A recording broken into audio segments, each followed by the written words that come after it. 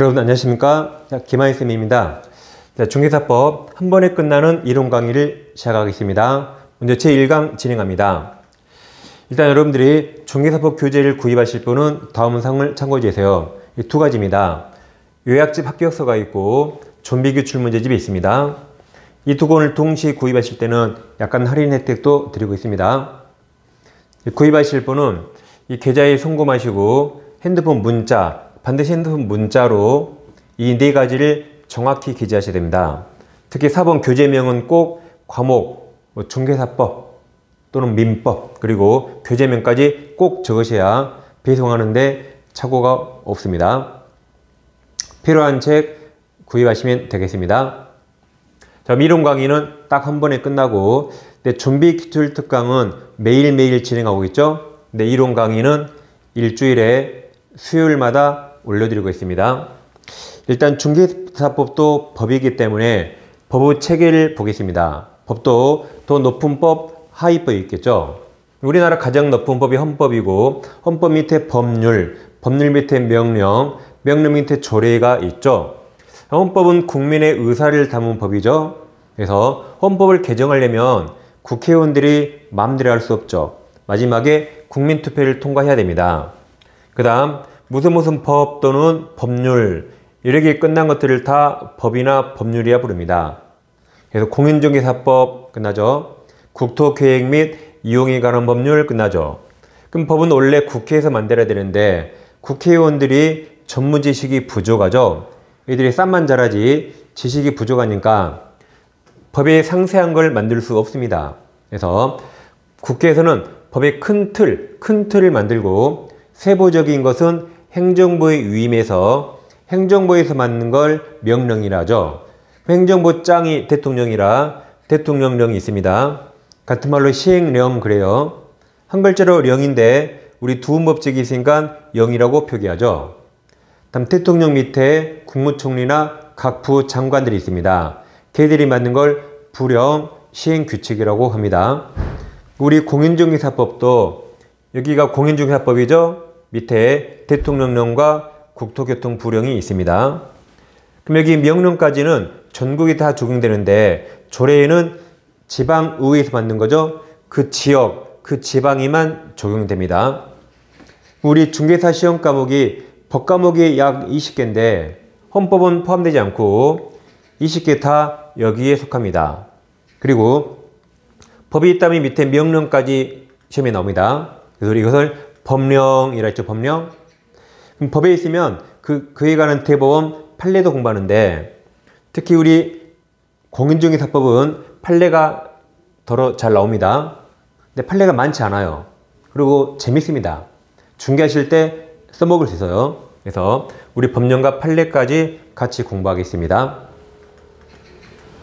자, 그럼 이제 저랑 공부하실 본 과목은 크게 세 파트로 구성되어 있죠.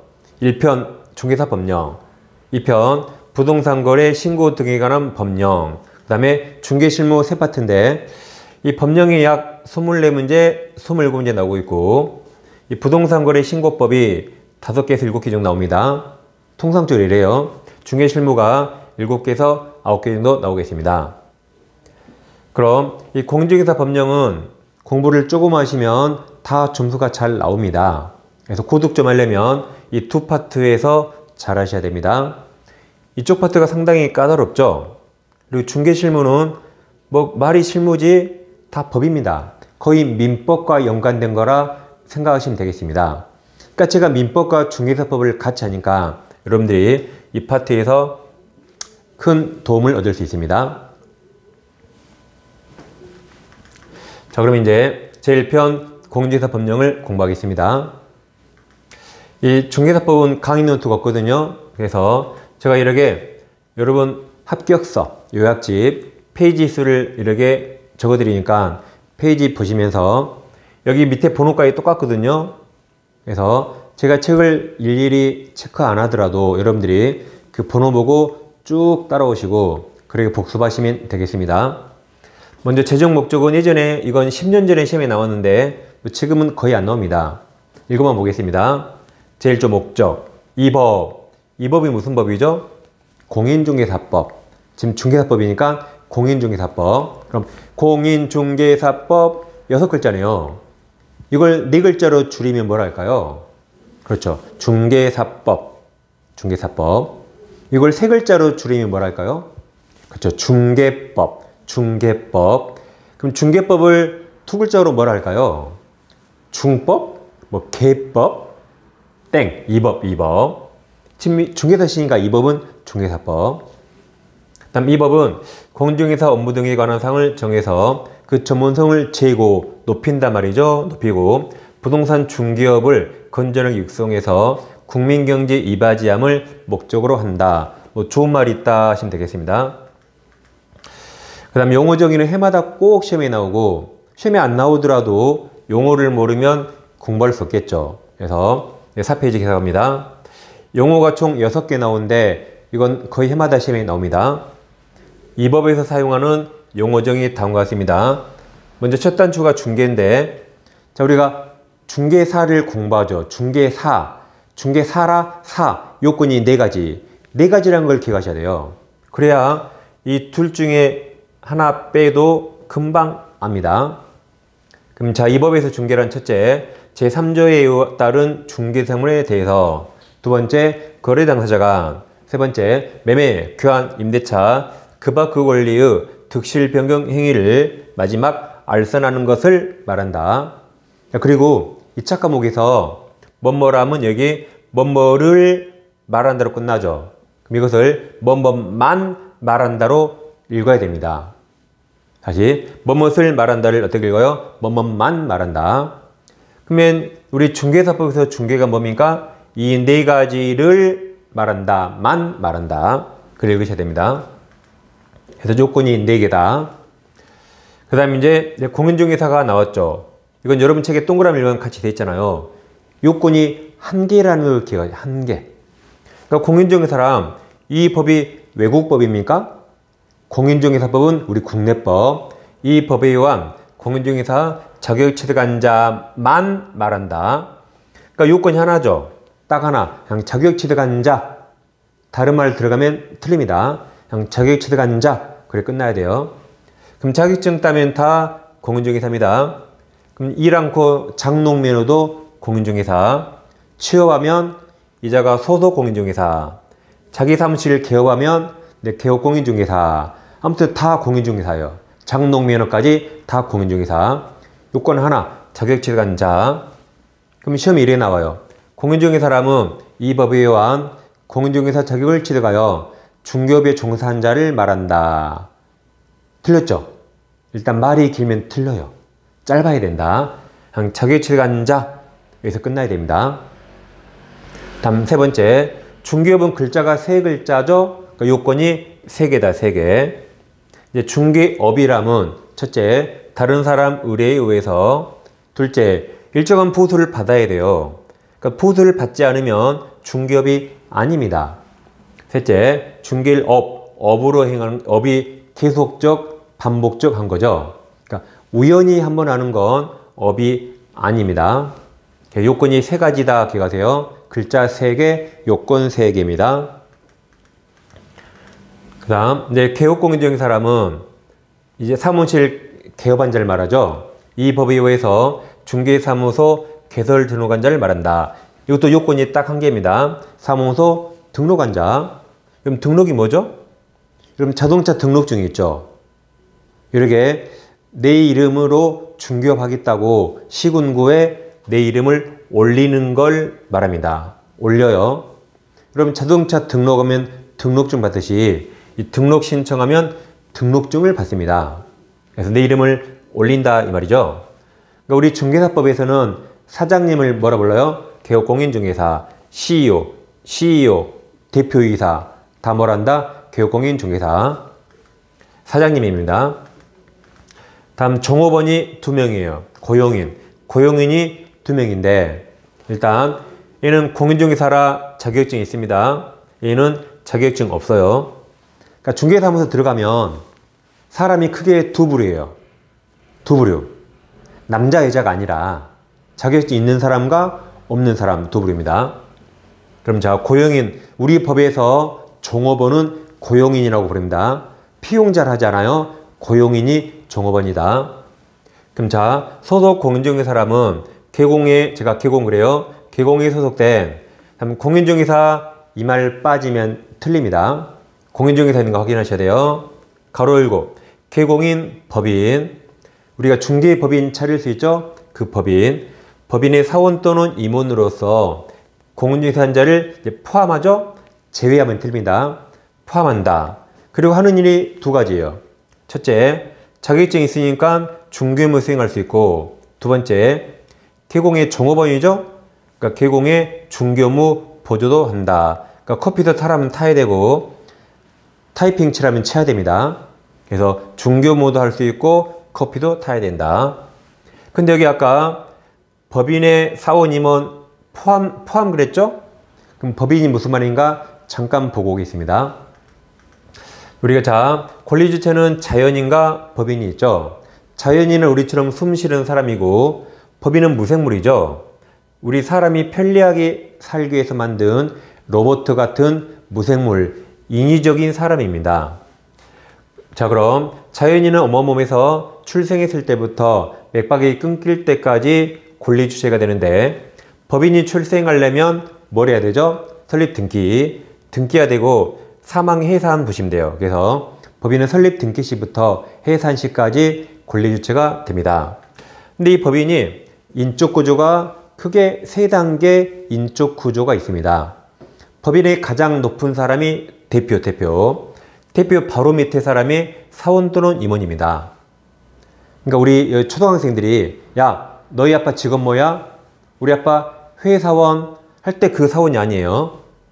법에서 사원, 임원은 일반 직원이 아니라 대표 바로 아랫사람이에요. 2인자, 대표 바로 아랫사람. 일반 회사원들 못 올라가요. 그래서 한 명의 회사랑 합자회사라면 사원이 출자자예요. 출자자. 그 중에 가장 높은 사람을 대표 사원이라고, 2인자를 그냥 사원이랍니다. 다음 주식회사라면 임원 2사입니다. 2사. 그러니까 아무튼 2사급이라 생각하면 돼요. 가장 높은 사람을 대표이사라 부릅니다. 그래서 법에서 사원, 임원은 누구다? 대표 바로 아랫사람. 그럼 나머지는 그냥 다 일반 회사원들 종업원이죠. 종업원. 그럼 이게 중개법인이라면 중개법인은 높은 사람이 대표, 그 바로 아래 사람이 사원 또는 임원이고 일반 직원들은 다 고용인입니다. 그럼 중개법인 대표는 자격증 꼭 있어야 됩니다. 그러니까 삼성그룹 이재용 회장이 중개법인을 못 차려요. 이게 없으니까. 대표자는 당연히 자격증이 있어야겠죠. 그 다음 사원 또는 임원은 자격증 있는 사람과 없는 사람이 있습니다. 그러니까 여러분 자격증 지금 없잖아요. 그래도 중개법인의 이사가 될 수는 있어요. 근데 저는 자격증이 있으니까 대표도 될 수 있죠. 그러니까 여러분과 저의 차이점은 딱 하나예요. 저는 있고 여러분은 없고, 그 차이입니다. 부러워 죽겠죠. 그 한 개의 차이가 엄청 이렇게 부러움을 삽니다. 그 다음 고용인도 자격증 있는 사람과 없는 사람이 있습니다. 여기 법인의 임원사원에서 자격증 있는 자도 아까 소공에 포함 그랬죠? 포함.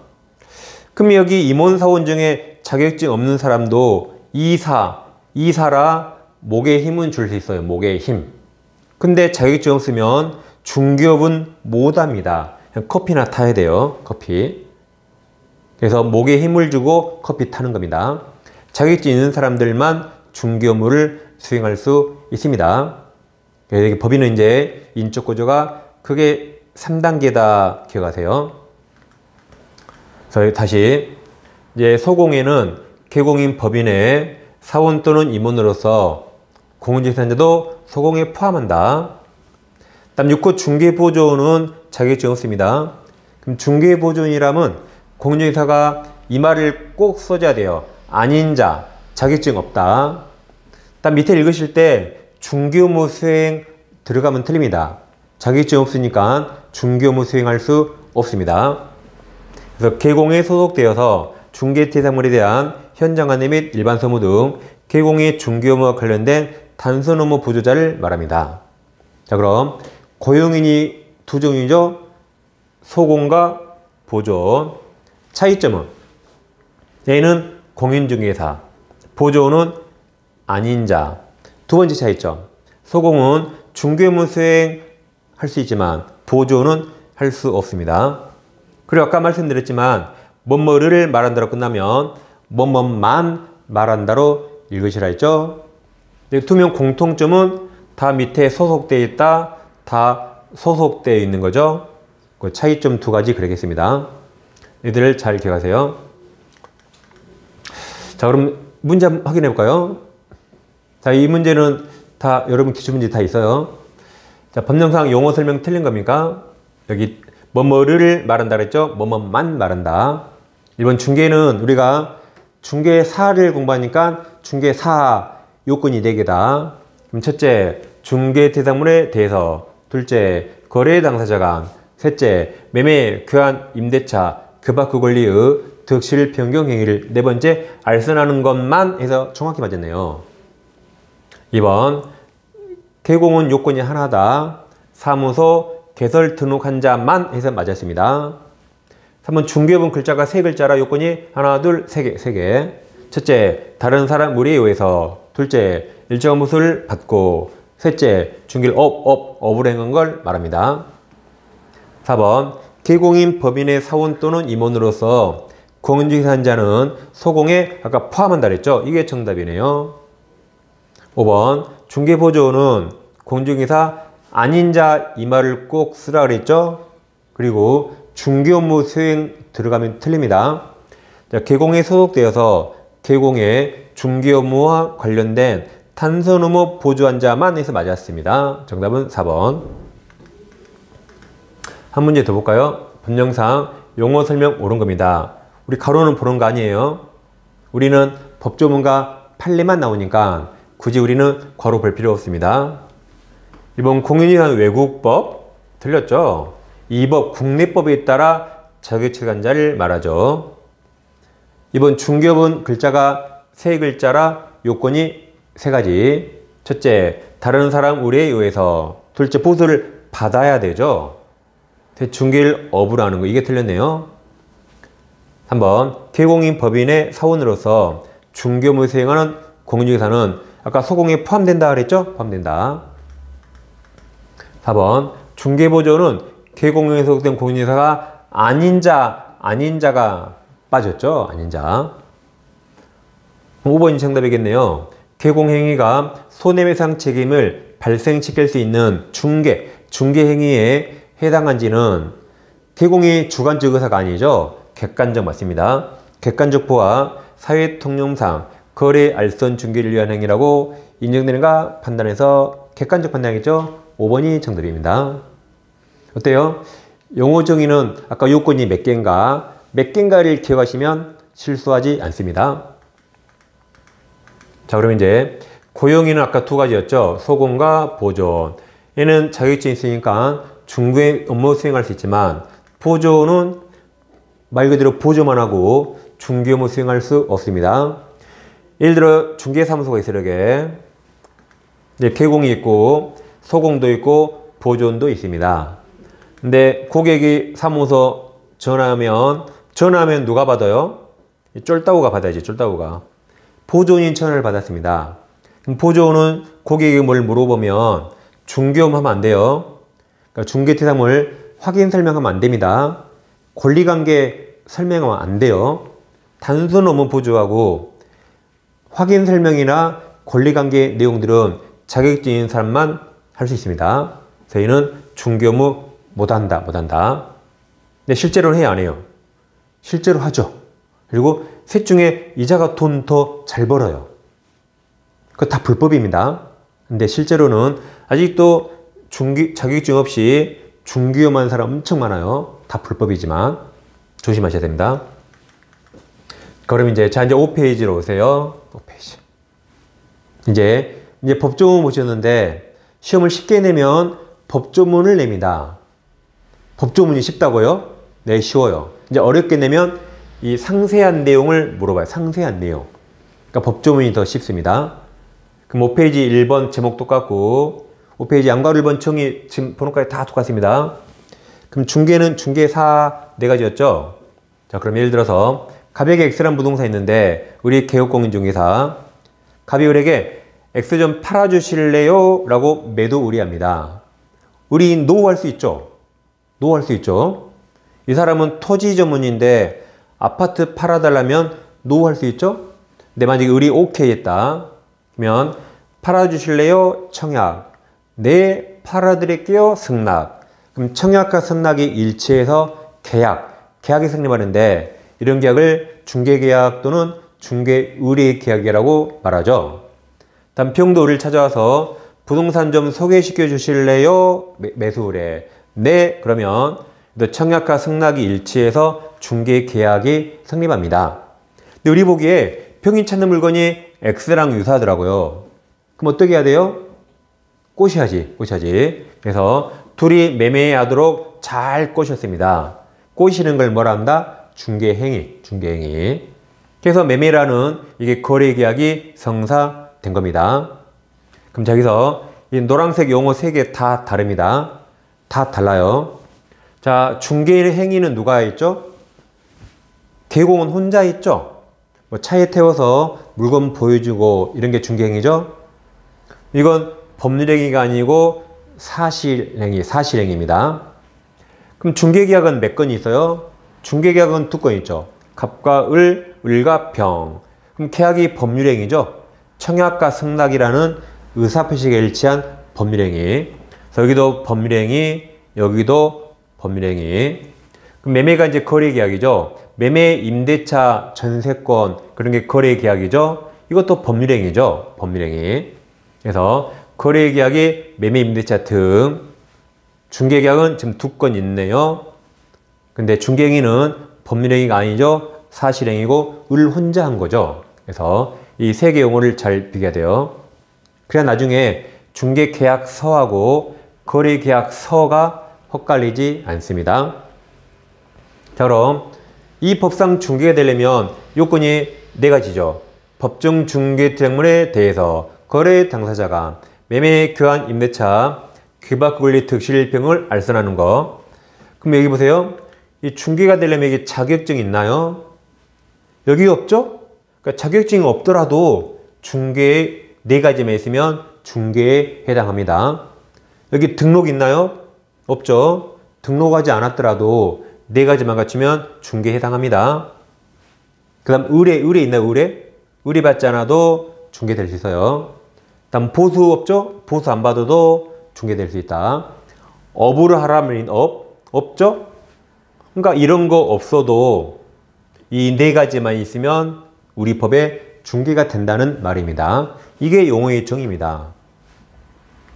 자, 그럼 우리가 적법하게 업을 하려면 아까 등록하라 했어요. 내 이름을 시군구에 등록하라 그랬죠? 그럼 등록하지 않으면 무등록인데, 자, 이제 그럼 무등록으로 이거 무등록으로 중개하면 처벌될까요? 안 될까요?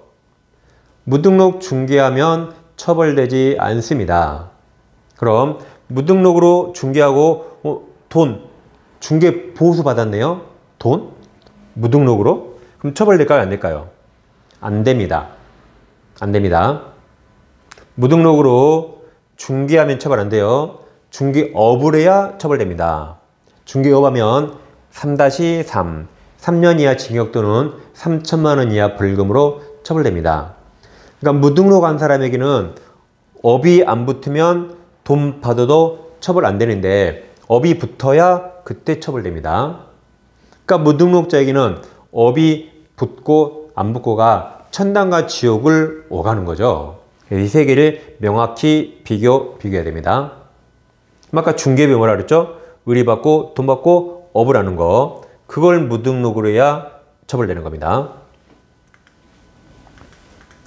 그 다음 이제 중개가 이제 여기 그바크 권리가 있는데 이 그바크 권리가 무엇인가 물어봅니다. 그래서 우리가 민법 시간에 물권, 채권 공부하죠. 자, 물권은 점유권과 본권 나눌 수 있고 본권이 소유권과 제한물권이 있습니다. 그럼 제한물권이 다시 용의물권과 담보물권. 용의물권은 3가지죠. 지상권, 지역권, 저세권. 담보물권은 유치권, 칠권, 저당권이 있습니다. 그러니까 민법상 물권이 총 8개죠. 이거 6개 플러스 1개, 2개, 8개입니다. 그럼 지금 우리 민법 시간이 아니에요. 민법에는 이 내용을 공부하지만 중개사법에서는 그럼 이 8개 중에 어떤 걸 중개할 수 있고 어떤 걸 중개할 수 없는가를 공부하는 겁니다. 그럼 점유권은 중개할 수 없습니다. 점유권은 도둑놈이라도 사실상 지배함에 인정되죠. 그 다음에 소유권은 중개할 수 있죠. 매매 교환하면 소유권 중개하는 거죠. 그 다음에 용의물권에서 이게 땅지자라 부동산이라 중개할 수 있고, 전세권은 토지, 건물, 부동산에 관한 권리라 다 중개할 수 있다. 그 다음 유치권이 특이하죠. 여러분, 유치권은 법정 담보물권입니까? 약정 담보물권입니까? 법정이죠. 그럼 이 법률 규정에 따라 성립할 때는 중개 못합니다. 법률 규정에 따라 성립하니까 중개사가 개입할 수가 없어요. 근데 이미 성립한 유치권을 이전이 양도. 그럼 이전은 둘이 합의하는 거죠. 양도 합의하는 거죠. 합의로 파는 거죠. 이것은 합의니까 이것은 중개할 수 있습니다. 그럼 여기 법정은 다 똑같아요. 성립할 때는 법률 규정에 성립하니까 중개할 수 없지만 이미 성립한 법정상권 이전 양도는 사적 거래라 중개할 수 있다. 다음에 이게 법정 저당권도 마찬가지예요. 좀 이따. 다음 질권은 중개할 수 없죠. 질권은 부동산에 대한 권리가 아닙니다. 그래서 우리 민법 시험 범위에도 빠집니다. 다음 저당권 부동산에 관한 거라 중개할 수 있죠. 그 다음 저당권에 유사한 게 가등기 담보입니다. 민법 시간 하겠지만 담보가 있으면 저당권하고 똑같다 하시면 돼요. 그럼 똑같으니까 저당권 중개 가능하죠? 담보가등기도 중개할 수 있다. 그리고 물권에서 중개 대상인 권리와 아닌 걸 봤습니다. 다음 채권에서 계약법 시간에 이 세 가지가 예의시가 돼 있네요. 그리고 환매권 이전 중개할 수 있다. 환매권은 일신 전소권이 아니라 양도할 수 있어요. 양도할 수 있다. 그러니까 중개할 수 있죠. 제가 중개사법 시간에 수업 시간 항상 환매권은 양도할 수 있죠. 일신에게 전속된 게 아니니까. 양도할 수 있으니까 중개할 수 있는 거죠. 근데 이게 이번 34회 민법 정답으로 나왔죠. 정답. 그럼 이제 채권 중에 증여는 무상이라 중개 대상이 되지 않습니다. 원칙 쌍무 유상 중개할 수 있어요. 그래서 증여는 우리 시험 범위가 아닌 거죠. 그래서 이제 양과로 2번에 여러분 책 표로 되어 있습니다. 이제 박스 문제 나올 수 있으니까 소유권 중개할 수 있죠. 용의물권은 성립도 당사자가 원하는 법률행위, 이전도 법률행위 중개할 수 있다. 이전이 양도죠. 저당권 여당, 가등기 담보, 성립 이전 다 중개할 수 있어요. 유치권은 법정이라 여기 성립은 중개 못하지만 이미 성립한 걸 이전 양도할 때 중개할 수 있다. 법정기상권 이전과 법정기상권 이전 중개할 수 있죠. 근데 성립은 다 법정이라 성립은 못한다 그랬죠. 임차권, 임대차 중개할 수 있죠. 환매권 이전 중개할 수 있습니다. 점유권 X, 질권 X. 법정은 다 성립 X. 분묘기지권은 제사 지내는 권리죠. 그러면 타인 아버지에게 제사 지내는 권리 사서 뭐합니까? 그러죠? 그러니까 거래가 안 되고 중개할 수 없다. 증여는 무상이라 중개할 수 없다. 이건 법률 행위가 아니죠? 법률 규정이라 중개할 수 없다. 우리는 법률 행위를 중개하는 겁니다. 이렇게 해서 박스 문제 나오면 꼭 맞춰야 됩니다. 그 다음 이제 중개행위 5페이지 양가로 3번 책 똑같다 그랬죠? 먼저 중개행위가 되려면 중개행위는 아까 법률행위가 아니라 그랬죠? 그리고 중개행위는 의뢰인들의 대리인이 아니죠. 전문 자격사가 독자적 하는 겁니다. 근데 법률행위가 아니고 뭐다? 사실행위. A가 법률행위죠. 얘는 사실행위. 그리고 상행위, 돈 벌려고 하죠. 상행위. 이것도 대법원 판례입니다. 그다음 중개에 해당하는가? 중개에 해당한지는 아까 문제 풀어봤지만 대공의 주관적 의사가 아니라 외형적, 객관적 사회 통념에 따라 판단합니다. 그 다음 중개행위는 쌍방 당사자에게 의뢰받아도 가능하고 뭐 일방에게만 받아도 뭐 누구한테 받든 상관없습니다. 다 중개가 될 수 있다. 그리고 이제 동그라미 4번까지 다 똑같아요. 여러분 책에. 그러니까 설명 그냥 쭉 들으시고 그냥 책 쭉 복습하시면 됩니다. 자, 변호사법에서 법률사무는 중개와 다릅니다. 그래서 변호사는 법률사무를 하는 거죠. 중개 못합니다. 그래서 변호사가 부동산 중개업도 해야겠다. 그러면 변호사도 중개사무소 개설 등록 요건, 기준 요건이 적용되는가? 우리 판례는 변호사는 사무소 개설 등록 기준을 적용받지 않는다고 할 수 없다 그랬어요. 표현이 이상하죠? 그럼 적용받는답니까? 적용받지 않는답니까? 받는다죠, 받는다. 그럼 등록 요건 중에 자격취득이 있거든요. 그러니까 변호사가 부동산 중개하려면 따로 변호사 자격증 말고 그보다 더 어려운 공인중개사 자격증을 따오라는 말입니다. 그럼 판례가 왜 판사가 적용받지 않는다고 할 수 없다고 이렇게 표현했을까요? 놀리는 게 아니고 원래 법원은 당사자 주장을 그대로 써주고 그렇다 아니면 그렇다고 할 수 없다 그럽니다. 이 문제된 변호사가 중개사 시험 봐서 떨어졌어요. 얼마나 쪽팔려요. 그래서 변호사 자기는 변호사 자격증이 있으니까 중개사무소 개설 등록 기준 중에 자격 취득이라는 게 있어요. 그걸 자기는 적용받지 않는다고 소송을 했어요. 그러니까 법원은 그렇다 또는 그렇다고 할 수 없다라고 판시한다 그랬죠. 당사자 주장을 그대로 써주고 그렇다고 할 수 없다. 원래 이렇게 판단합니다. 그럼 자격증 따라 말이죠. 적용된다. 다섯 번째, 중개대당 권리는 담보물권, 저당권 포함한다 그랬죠. 자, 그럼 금전 소비대차가 금전 기타 대체물을 빌려주는 거예요. 그럼 금전을 빌려주는 걸 알선하네요. 즉 돈놀이. 이게 돈놀이입니다. 사채 같은 걸 알선했다. 그러니까 사채업자한테 돈 빌릴 사람 소개시켜주고 스스로 따문 게 있어요. 근데 그러면서 저당권 설정 알선도 어부를 했네요. 그럼 저당권은 중개대당 권리죠. 그걸 어부를 하려면 등록을 해야 돼요. 등록하지 않으면 무등록 중개업이 됩니다. 그러니까 등록해야 돼요. 안 하고 가면 처벌된다는 말이죠. 그 다음 누가 자격증이나 등록증을 대여받아서 사무소를 운영합니다. 완전 간이 크죠? 자격증도 없어 등록증도 없어 빌렸습니다. 돈 받고. 근데 의뢰하는 사람이 이 사무소에 찾아와서 오피스텔을 임차에 빌리고 싶다. 오피스텔을 빌리고 싶다고 의뢰합니다. 그러니까 갑이 자기 소유가 아닌데 자기 게 아닌데 자신 소유로 가장해서 임대차 해줬습니다. 웃긴 놈이죠? 아주 불법의 원상이네. 그래서 우리 임대차 했어요. 그럼 이게 중개행위인가 문제가 됩니다. 이게 중개행위여야 우리 중개사법이 적용되고 중개행위가 아니면 우리 중개사법이 적용되지 않는 거죠. 그럼 이건 중개행위일까요? 아닐까요? 아까 중개가 뭐라 그랬죠? 중개는 법정 중개사물, 거래 당사자가 매매, 임대차 등을 알선하는 거예요.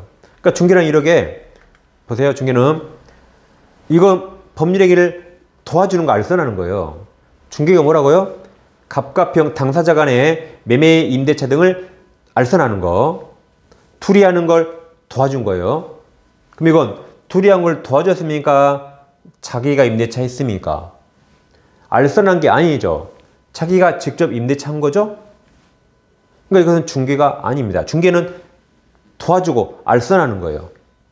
알선하는 거 없잖아요? 그래서 그냥은 임대차 계약 당사자죠. 둘이 임대차 한 거지. 알선하는 게 아니라 중개가 아닙니다. 그 웃기네요. 왜 을은 소유자도 아닌 자와 임대차 했을까요? 웃기죠? 판례 읽어보면 사실관계 정확히 안 나왔어요.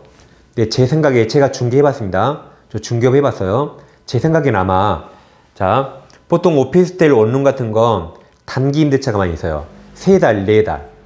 예를 들어 뭐 국회의원 선거한다. 그러면 일하는 사람들 숙식 가려고 막 2개월 일에 빌린다고요. 아마 이 사람도 아마 단기 임대차 같아요. 갑이라는 사람은 인근에 원룸 오피스텔만 있는데 소유자들이 비밀번호 이 사람 알려줍니다. 그냥 보여달라고. 손님 올 때마다 소유자 오라 그래서 문 열면 될까요? 안 되겠죠? 비밀번호를 알고 있죠? 그러니까 이 사람이 한 2, 3개월 빌린다 그러니까 아, 내 거야. 내 거예요. 하고 빌려줬을 것 같아요. 그러니까 우리도 2, 3개월 빌리니까 굳이 등기부 확인 안 해봤죠? 아마 그랬을 것 같아요. 근데 이것은 자기가 직접 임대차 한 겁니다. 알선하는 게 아니라 중개가 아니다. 그래서 왜 이렇게 된지 알겠죠? 아마 단기 임대차일 수 있다고 이렇게 제가 예를 든 겁니다. 그 다음 이제 6페이지 오시면 2번 공인중개사. 얘는 요건이 하나다. 자격취득한자 하나입니다. 장롱면허도 공인중개사. 취업하면 소공. 개업하면 개공. 그 다음 중개업은 글자가 3글자라 요건이 3가지입니다. 첫째, 의뢰받고 보수를 꼭 받아야 되고 업을 해야 된다. 그럼 잘 보세요. 우리 법에서 중개업이 되려면 여기 자격취득 있습니까? 자격취득 없죠? 자격증 없어도 우리 법에 중개업이 될 수 있고 여기 등록하란 말 있나요? 없죠? 등록하지 않아도 중개업이 될 수 있고 근데 의뢰받고 보수 받아야 돼요? 업으로 해야 됩니다. 이 3가지만 있으면 중개업이고 이 2개 없어도 중개업이 될 수 있습니다. 단, 그죠? 단, 등록하지 않고 중개업하면 그것도 중개업이에요. 그것도 시험에 나왔습니다. 근데 무등록 중개업이고 무등록 중개업도 중개업이지만 처벌, 아까 3년 이하 징역 또는 3천만 원 이하 벌금으로 처벌되는 불법한 중개업이죠. 중개업. 그래도 중개업입니다. 그럼 무등록을 아까 중개하면 처벌 안 된다 그랬죠. 중개하고 돈 받으면 처벌 안 됩니다. 뭘 한다? 업. 계속 반복적으로 해야 그때 3-3으로 처벌된다. 갑의 액세가 있는데 자 병가 매매했거든요. 이 매매를 무등록으로 의리 성사시켰습니다. 의리 중개했어요. 그러면은 중개하면 처벌 안 되지만 중개업을 하면 처벌되죠. 그럼 중개업은 아까 요건이 3개 의리받고 보수받고 업을 해야 돼요. 근데 의리 중개를 성사했는데 보수를 주기로 약속 요구했다. 여기도 보수를 주기로 약속 요구했다. 그럼 지금 보수 받았어요? 안 받았어요? 아직 보수 안 받았죠? 그럼 아직 업이 아니네요? 업이 아니죠? 업이 아니니까 무등록 중개업으로 처벌되지 않는 거죠? 아직 중개업이 아니라 처벌되지 않습니다. 이제 이쪽 단계에 머무른 겁니다. 다음 양가로 2번에서 이제 동그라미 2번, 3번은 공인중개사가 아닌 자. 그럼 자격증 없으면 무등록이겠죠. 지금은 자격증 있어야만 등록하는 거죠. 이자가 딱 한 번 중개했습니다. 그럼 무등록이니까 이자가 중개업을 하면 처벌될 것이고 중개만 하면 처벌되지 않을 겁니다. 자, 그럼 이건 중개업일까요? 아닐까요? 중개업일까요? 아닐까요? 그러니까 객관식 항상 눈치가 있어야 돼요. 제가 2개로 나눴으니까 아, 업일 수도 있고 아닐 수 있겠구나 라고 눈치를 까야지. 그러죠? 자, 자격증 없는 사람이 우연히 어쩌다 한번 일이 중개하면 업이 아닙니다. 그럼 여기 이거예요. 어쩌다 한번 중개하고 돈 받아도 업이 아니라 처벌되지 않습니다. 무등록 중개업을 해야 처벌돼요. 이건 어쩌다 한번 중개하고 돈 받아도 업이 아니라 돈 받아도 처벌되지 않는다. 그래서 이게 우연한 기회, 어쩌다 한번 그럼 없어 보이니까 우연한 기회, 우연한 기회. 그럼 이걸 3글자로 뭐랄까요? 우연한 기회, 3글자로 뭐랄까요? 자, 여기 보세요. 우연히 그래요. 뭐란다? 우연히. 우연키가 아니라 우연히. 자, 근데 딱 한 번 중개했는데 중개사무소 간판을 걸고 중개했어요. 근데 재수 없이 한 번에 걸린 겁니다. 둘 다 딱 한 번이지만 얘는 자 사무소를 우연히 겁니까? 우연히? 우연히 그 무겁고 그 비싼 간판을 걸어요? 작정을 한 거죠. 이 사람은 재수 없이 한 번에 걸렸지만 안 걸렸으면 계속했겠죠. 얘는 잠재적인 계속성이 있으니까 업이 됩니다. 그러니까 수리적으로 판단하잖아요. 딱 한 번 했더라도 어쩌다 한 번 했는가 계속할 생각이 있는가로 판단합니다. 그래서 이 사람은 처벌되고 이 사람은 처벌되지 않는 거죠. 그럼 자 어쩌다 한 번 중개하고 돈 받기로 했다. 어쩌다 한 번 중개하고 돈 받기로 했어요. 그럼 약정은 우리 판례가 강행규정 위반이 아니라 했습니다. 그래서 강행규정 위반으로 무효가 아니라 했어요. 이게 33회 민법 정답으로 나왔죠. 정답. 그러니까 지금은 1차, 2차 통합 과정이에요. 그러니까 저같이 민중의 지팡이한테 여러분의 강의를 같이 공부하셔야 이런 문제가 다 커버됩니다. 이런 건 민법책에 그전에 없었어요. 그전에 민법이 아예 없었습니다. 근데 중개합법 시간에 제가 다 해드렸거든요. 자, 그럼 스스로 받을 수 있다. 유효. 있다는 말이죠. 근데 사람은 자격증 없으니까 공인중개사법이 적용되지 않아서 중개사법에 중개보수 규정이 적용되지 않습니다. 뭐 어떻게 받아야 돼요? 어떻게? 적당히 배 아프지 않게 해서 상당한 범위 내 보수받을 수 있다. 적당히 받으란 말입니다. 그래서 우연히 하면 업이 아니라 처벌 안 돼요. 그리고 스스로 약정도 유효 받을 수 있다. 단 적당히 상당한 범위 내. 그 다음 이제 동그라미 4번. 자, 중개행위가 부동산 컨설팅은 상담이라 누구나 할 수 있습니다. 그 무등록이면 상담만 해야 돼요. 상담만. 무등록이면 상담 플러스 중개업하면 안 되죠. 그래서 상담 플러스 중개업하려면 등록해야 됩니다. 그래서 무등록으로 컨설팅과 중개하면 처벌된다. 그래서 중개업에 해당하지 않는다고 올 수 없다가 해당한다. 무등록으로 하면 처벌된다는 말이죠.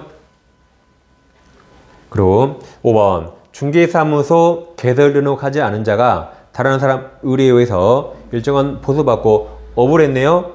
여기 이게 무등록이더라도 무등록이죠. 그래도 중개업이 될 수 있다 그랬죠. 첫째 의뢰받고, 둘째 보수받고, 셋째 업을 한 것도 중개업이다. 다만 무등록 중개업이라 불법이죠. 3-3으로 처벌되는 거죠. 그래도 중개업은 맞습니다. 근데 불법이란 말이죠. 자, 여기까지 용어적인 관해서 제 1강을 마치겠습니다. 항상 강의 들으시고 여러분들이 이제 학습서로 복습하시면 되겠습니다. 자, 10분 후에 2강을 시작하겠습니다. 딱 10분 쉬고 들어오세요.